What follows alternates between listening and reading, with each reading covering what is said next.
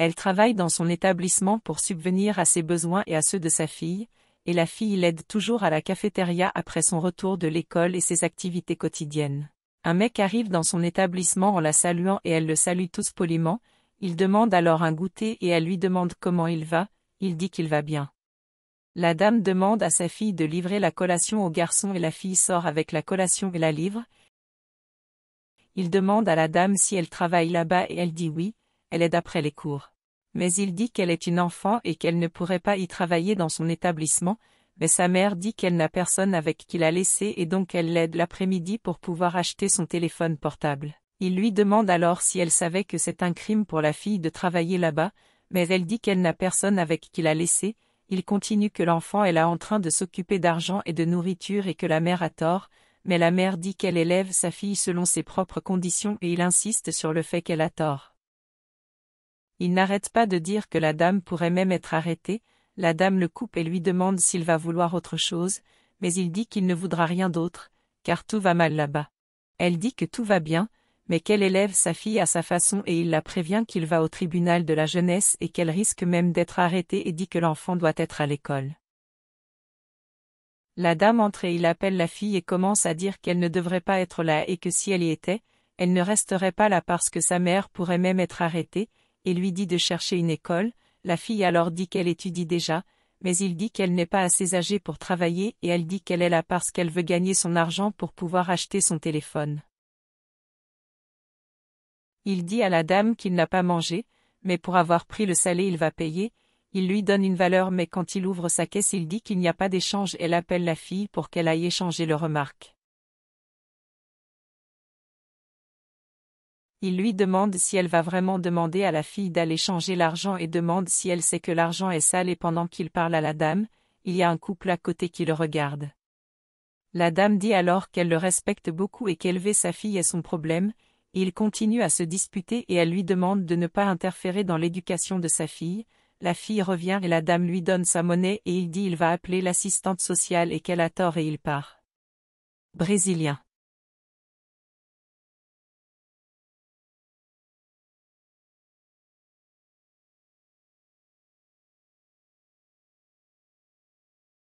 Il prend son téléphone et dit qu'il va appeler rapidement avant qu'elle ne ferme son établissement, et que l'assistante doit la prendre sur le fait. Il appelle alors et dit qu'il y a du travail d'enfants esclaves dans l'établissement où il était et qu'ils ont allé le plus vite possible.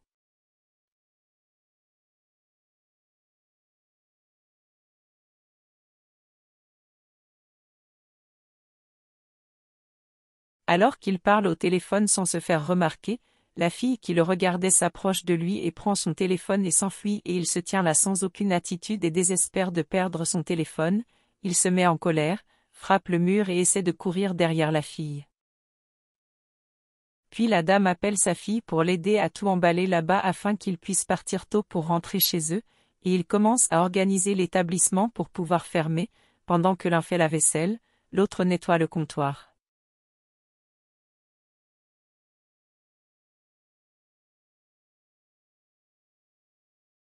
Ils s'organisent rapidement pour pouvoir partir bientôt et ils sont tout ravis de continuer à travailler là-bas, puis la mère lui demande si elle pense que travailler là-bas est du travail d'esclave.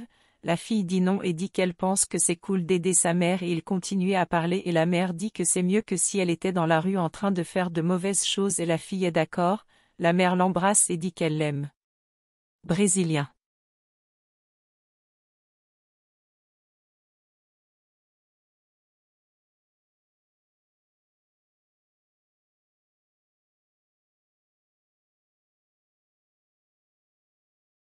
Le garçon est toujours là indigné d'avoir perdu son téléphone, quand un garçon s'approche et le salue et il dit qu'ils viennent de lui voler son téléphone et qu'ils l'ont pris et couru et il reste en colère. Le garçon se présente comme l'assistant social et l'invité tu vas chercher de l'eau.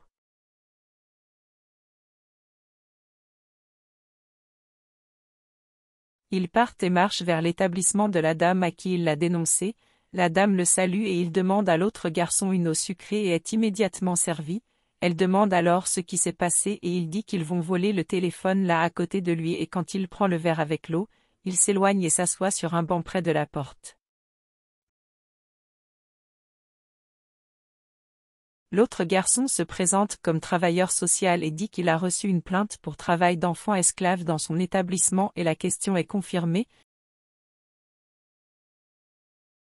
La dame appelle sa fille et dit qu'elle l'aide parce qu'elle étudie le matin et qu'elle va là parce qu'elle n'a pas quelqu'un avec qui rester et dit qu'il préfère l'avoir avec lui plutôt que de rester dans la rue à voler et même à faire d'autres mauvaises choses.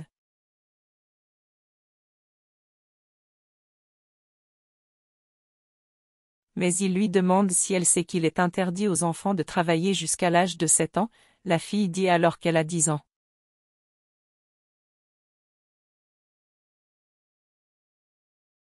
L'assistant appelle le garçon et lui demande s'il veut toujours continuer avec la plainte, il regarde d'un côté à l'autre en disant non, la mère lui dit alors qu'elle préfère que sa fille reste là avec elle à travailler et à l'aider que debout dans la rue faisant de mauvaises choses et lui demandant s'il avait compris. Il confirme oui et dit qu'elle a raison et la salue donc en la remerciant et elle s'excuse ensuite auprès de lui et lui demande de redevenir son client et il lui dit au revoir et s'en va. Et vous, pensez-vous qu'il est juste que cette mère mette sa fille au travail après l'école, au lieu de la laisser étudier à la maison, mais au risque qu'il arrive quelque chose à l'enfant seul à la maison ou même sous l'influence de amis, elle finit par tomber dans le monde de la marginalité.